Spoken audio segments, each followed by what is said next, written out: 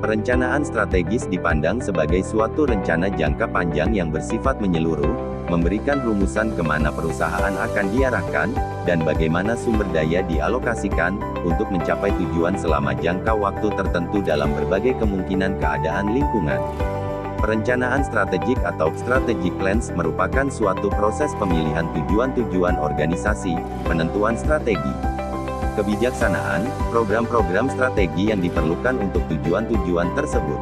Perencanaan strategis mempunyai sifat-sifat sebagai berikut: berorientasi ke tindakan, hasil, dan implementasi, dan mempromosikan partisipasi yang lebih luas dan beragam dalam proses perencanaannya, menekankan pada pemahaman masyarakat terhadap konteks lingkungannya, mengidentifikasi peluang dan ancaman terhadap masyarakat melalui kajian lingkungan, mengandung perilaku kompetitif dan menekankan kajian kekuatan dan kelemahan masyarakat dalam konteks peluang dan ancaman. Dari beberapa sifat-sifat rencana strategis tersebut, perencanaan strategis berkaitan dengan perumusan arah pengembangan organisasi ke masa depan, untuk mencapai sasaran-sasaran jangka panjang dan jangka pendek. Dalam perencanaan strategi ini, pimpinan organisasi akan mampu menentukan prioritas kegiatan mereka berdasarkan sumber daya yang tersedia. Manfaat lainnya, pimpinan organisasi akan memperoleh ide yang sangat jelas tentang sasaran strategis yang mungkin dicapai dengan sumber daya yang tersedia.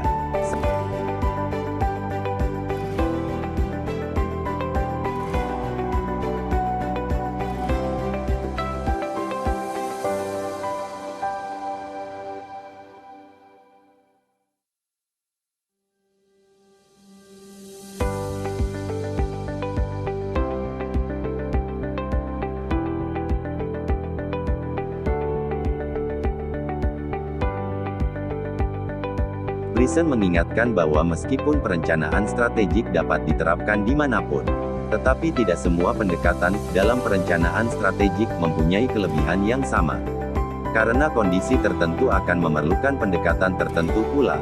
Brison, 2001, mengusulkan suatu proses perencanaan strategik untuk organisasi nirlaba dan pemerintahan, yang mencakup 8 langkah sebagai berikut. Memulai dan bersepakat dalam hal proses perencanaan strategik. Mengenali mandat dan menetapkan misi dan nilai-nilai yang dipegang oleh organisasi. Menilai kondisi lingkungan eksternal dan internal, dalam hal kekuatan dan kelemahan.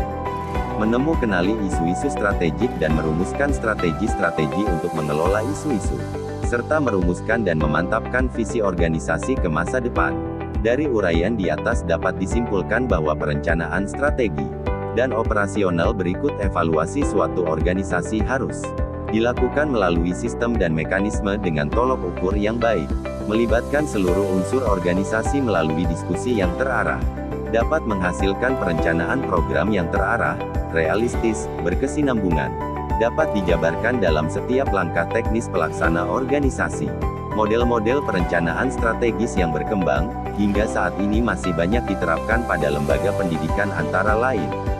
Model dasar foundational model, sesuai dengan namanya, model dasar ini pertama-tama difokuskan pada peletakan landasan-landasan yang diperlukan dalam perencanaan pengembangan dan pengembangan prasarana yang tepat, sebelum melangkah pada perencanaan pengembangan pada skala yang menyeluruh.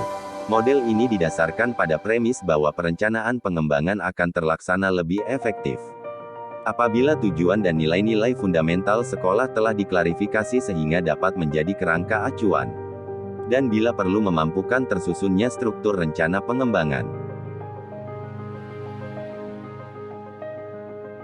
Early Action Planning Model. Model ini didasarkan pada premis bahwa cara terbaik untuk mendorong keberterimaan, acceptance, dan penyatuan perencanaan pengembangan sekolah, memastikan kelancaran tindakan, serta capaian pada tahap permulaan sebagai penguatan yang positif bagi partisipan dalam proses perencanaan.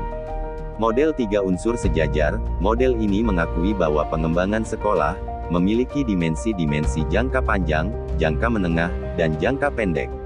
Model ini didasarkan pada premis bahwa 3 dimensi waktu itu harus dicapai secara bersama-sama oleh sekolah. Jika sekolah memang memberikan respon yang efektif terhadap kebutuhan lingkungan yang dinamis.